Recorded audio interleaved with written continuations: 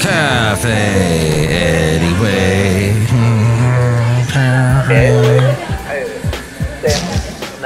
Mike's Daily Podcast. Of the over 4 billion podcasts that you have to choose from, we would like to thank you for choosing the one called Mike's Daily Podcast. Did you know that right at this very second, it's the autumnal equinox, and I just hope that I don't develop smallpox or chicken pox or any pox.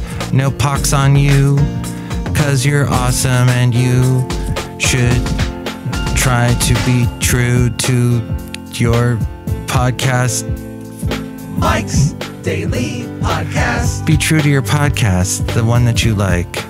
Be dedicated to it. Be a fan of the thing called Mike's this one here. Daily Mike's Daily Podcast. Podcast. I'm Mike Matthews. Yeah! You know what today is? If you're listening to this today, at this very moment, it is the autumnal equinox. Equal day, equal night. As we enter fall and autumn, it's also said, people say it is also on the 23rd if you're listening to this. And we mentioned it is also National Singles Day, or Checkers Day, or Dogs in Politics Day. It's also Seat Check Saturday. What? Check the seat? Are we talking about like kids in the car traveling? You have to do it the whole way, the fancy schmancy way of making sure that your kid is safe. And you also have Restless Legs Awareness Day, because that's a thing that is important to remember with your restless leg. And then that's also a problem too when you're sleeping and your leg is all over the place. And does it mean you need to dance more? I think we all need to dance more. We need to get up and dance and shake a leg and have a great time on this weekend. And it's also Hunting and Fishing Day, if you're listening to this on the 23rd. And here's today's podcast picture. I've done a lot of the latter, not the former. Have not done the former. Was once invited to go hunting with a crossbow. Just thought that might end in a bad way. The day, National Singles Day, recognizes nearly half of the U.S. population who either by choice or circumstance remain unattached. Okay, but it is an integral part of growing businesses, organizations, and communities. You need the singles.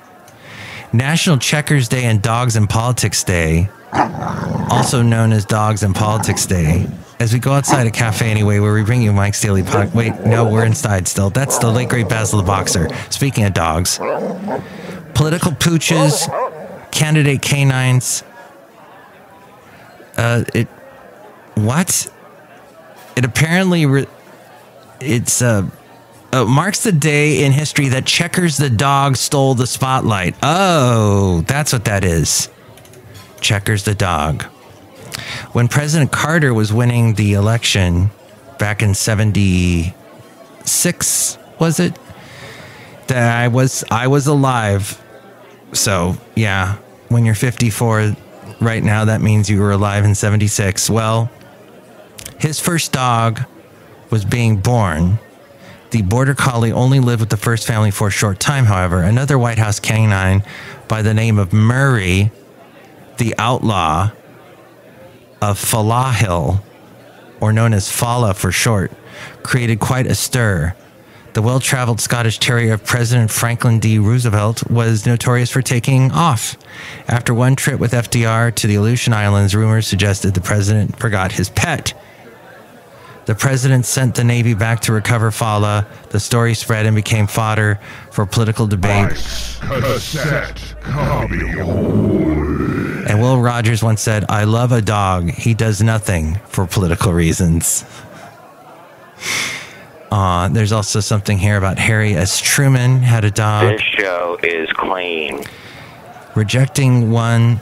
Pretty much. Not being a dog person is one thing. However, rejecting one that's a gift will outrage a nation. Oh, that's what happened to Harry S. Truman when a puppy named Feller came into his presidency. when after some time Feller stopped making appearances, the public wanted to know where he was. Truman's evasiveness didn't mollify his constituents either. Eventually, the president came clean and admitted that they were not a dog family, and the nation was shocked. MTV News. You hear it first. So, people get stuck on stupid. Here we go. On September 23rd of 1952, then vice president candidate, remember the president was Eisenhower, Richard Nixon gave a speech that was called the Checkers speech. Accused of improprieties related to a fund established by his backers to reimburse him for his political expenses, Nixon needed to defend himself.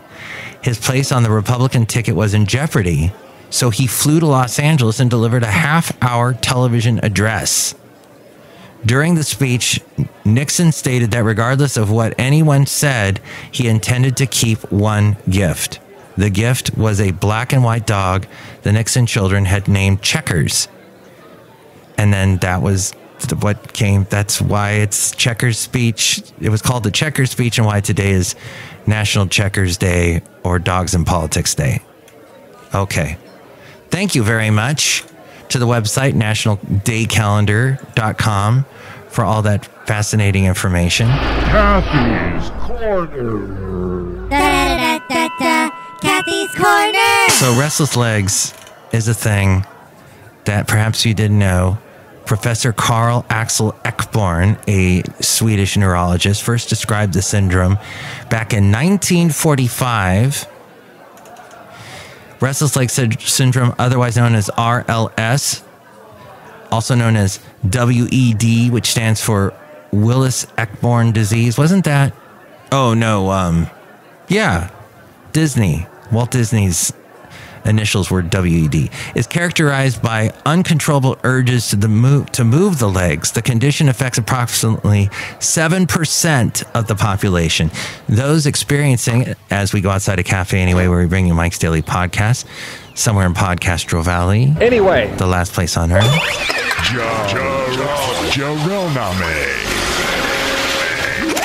Unpleasant or uncomfortable sensations accompanying the urges as well. The symptoms worsen when relaxing or inactive. They're especially worse when trying to sleep. However, symptoms seem to improve when moving, stretching, and walking. During the night and evening hours, the symptoms increase. There doesn't seem to be any other associated cause, like arthritis or injury. This is Mike's Podcast Picnic. What they say, though, to try and lead a normal life if you have RSL or RLS, identifying and eliminating exacerbating medical medications. Yes, eliminating exacerbating medications. That's what reduces the symptoms. Bands mutations. There are treatments there at that website that can help for you. Give your legs much needed pampering, they say. Use the day, Restless Legs Awareness Day, for leg massages or a little exercise. That's one of the things I do for my lovely lady friend, is rub her legs at her toes and her foot. I'm not a foot fetish guy. I'm not Quentin Tarantino, but I do that out of a nice thing. That's called being a good boyfriend. So that's what that is. More information than you needed, and a fascinating day that you probably didn't know. So finally, if you're listening to this on the 24th, just in case I get off one day, if I'm off my regular schedule routine, if today is the 24th, Addenda with Kevin. National Punctuation Day, something that is getting absolutely murdered in this world of texting.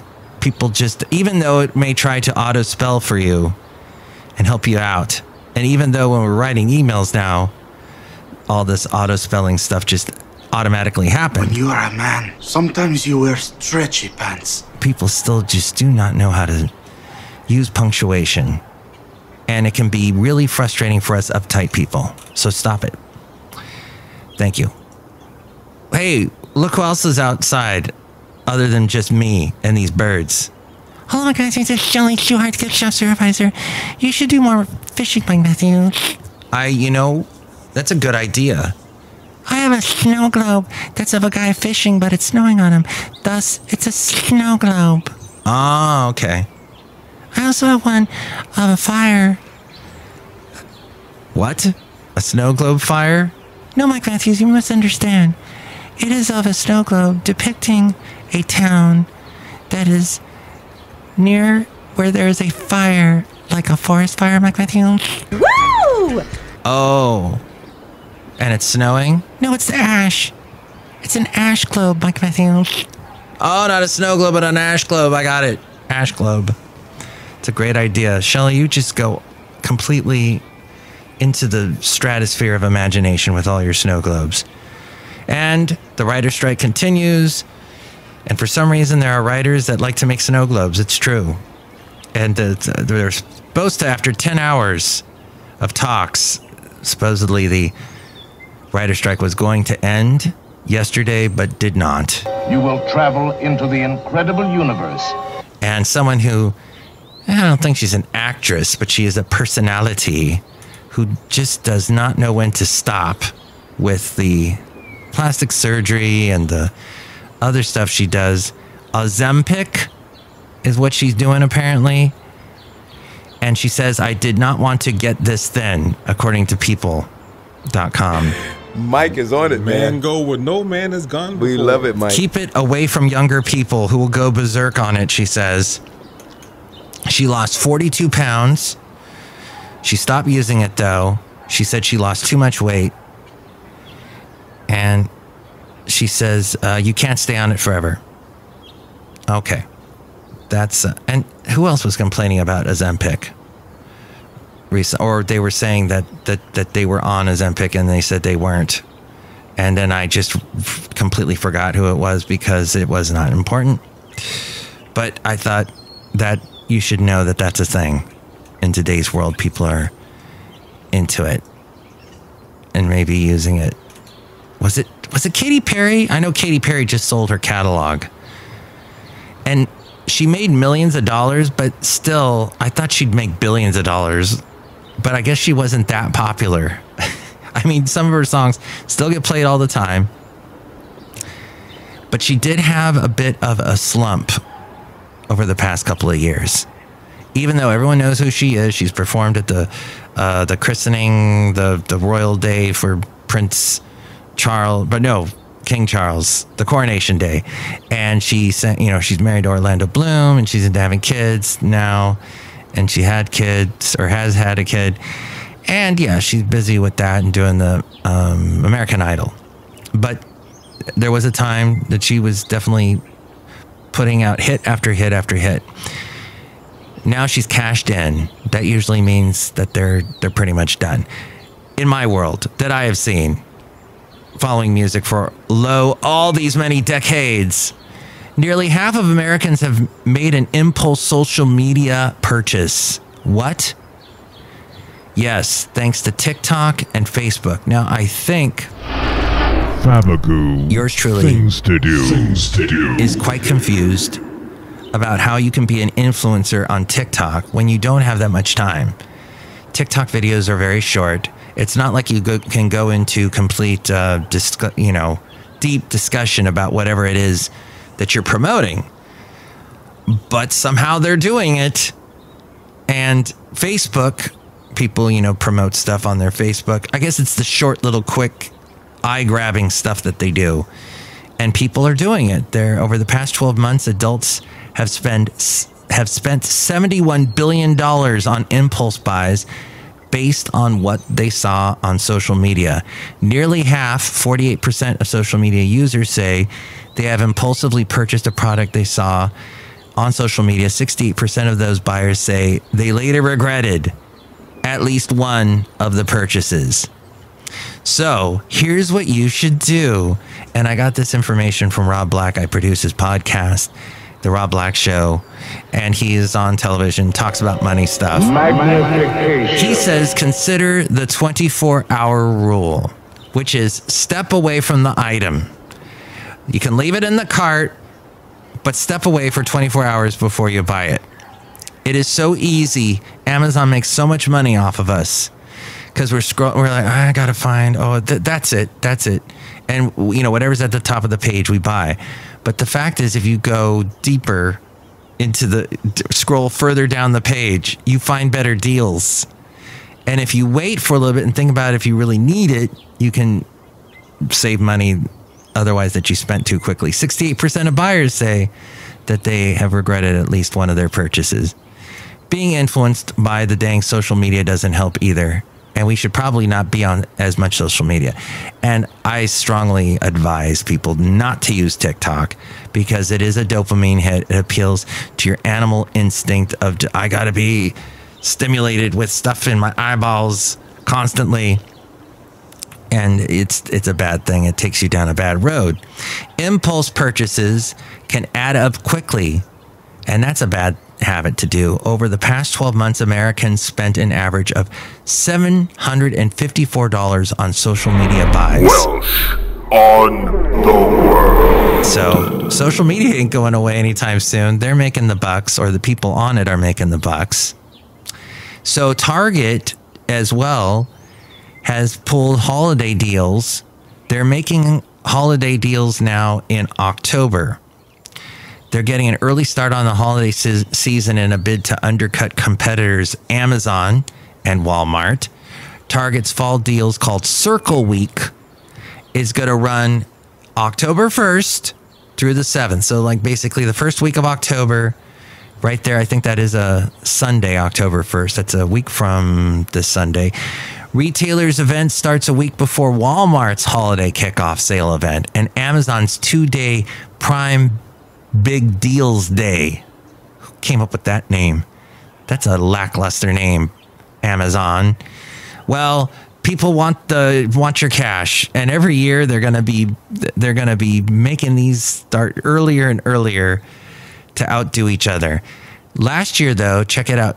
Target's deal days started a week later, October 6th. So not that much earlier they're doing it, but maybe this is going to keep moving up a week every single year. Their holidays in 2019, their holiday deals started not in October, but November 8th. I got through that. I got into it. Americans are expected to tighten their purse strings this holiday season because of inflation and everything, gas prices going up, meaning getting a head start will be important. MasterCard predicts retail sales will grow by 3.7% this holiday season despite all that, but down from 7.6% a year ago. So that's the latest from that. And TikTok, by the way, that I mentioned and bashed, plugged and slugged.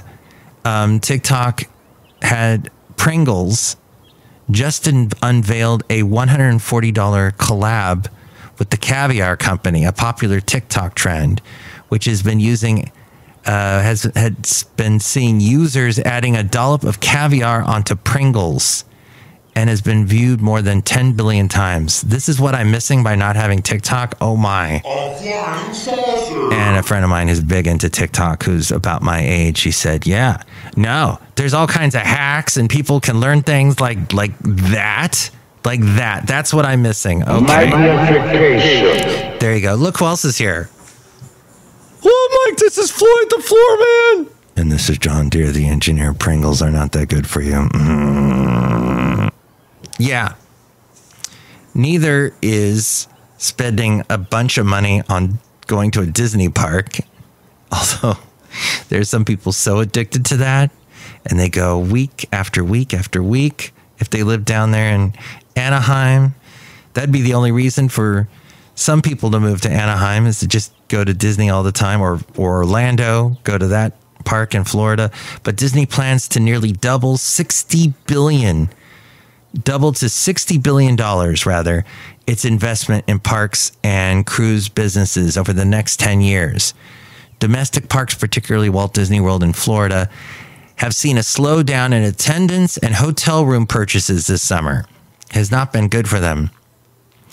And finally, the election cycle, this one may be the costliest ever. The 2023 to 24 election cycle. And just enjoy, here in the Bay Area, at least, we don't have any elections going on in November. So it's a quiet year compared to last year. And compared to next year, it's going to be crazy. There's going to be $10.2 billion spent in political ads and a marketing of a 13% jump. 13% jump over the election cycle that happened in 2019 to 2020. They spent $9 billion. It will be the most expensive election cycle ever recorded. And it's going to be spending money on TV, on radio, and in digital, very, very big, as social media, as we heard earlier, has such an influence. But do your research. Don't be influenced by media. Unless you want to, if you're one of the advertisers, if you're one of the politicians. The Royal Trump Tweet Decree. If you would like to sponsor the show, sure. I'll be your shill. But no, don't be influenced by people that are, or organizations that are pushing. Do your research is what I'm saying. Beware of party lines. Beware of propaganda. Just be smart and try and make the right decisions. Be a well-educated citizen so that we can all move forward in a good way with this country. And I guess that's my little public service announcement. But the next show, we'll have the wonderful Benita, the Disgruntled Fiddle Player, and the Brewmaster. If you would like to chime in about anything we covered today, you can call me at 510-228-4640. And with more ways to reach me, it's A-Frame. Mike's Daily Podcast is written and produced and performed by Mike Matthews. His podcast is super easy to find. Download or listen to his show and read his blog at mikesdailypodcast.com. Email Mike now at mikesdailypodcast@gmail.com. See you tomorrow. Bye.